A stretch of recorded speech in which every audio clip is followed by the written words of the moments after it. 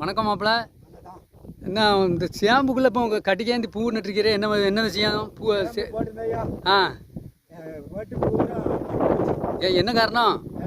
வயலில் வந்து மருந்து அடிச்சாங்க, நாமணி கோல்ட். ஆ வச்சிருக்காங்க. அடா கடவுளே. அது வந்து காத்துல பரவி பூரா பட்டு போச்சு. அடப்பாம. இப்போ எனக்கு பூ நட்டுருக்கேன். எனக்கு சேம்புல ஒரு 20,000 நஷ்டம். ஐயோ, நான் இப்போ தான் பார்க்கறேன். ஓ சென்றா மட்டும் பூக்கு அது 10,000 மறுபடியும் செலவு பண்ணி பூ நட்டுருக்காரு. ஐயோ, எனக்கு தெரியாதா? நான் என்ன இப்போ வந்து சேம்பு நட்டுருந்தேன், சேம்பு போட்டிருந்தேன், இதுக்குள்ளே பூ போட்டிருக்கிறேன்னு பார்க்கேன். ஓஹோ, ஐயோ, கிட்டத்தட்ட அப்போ உங்களுக்கு பெரிய நஷ்டம் தானே? சரி சரி, என்னையா செய்ய?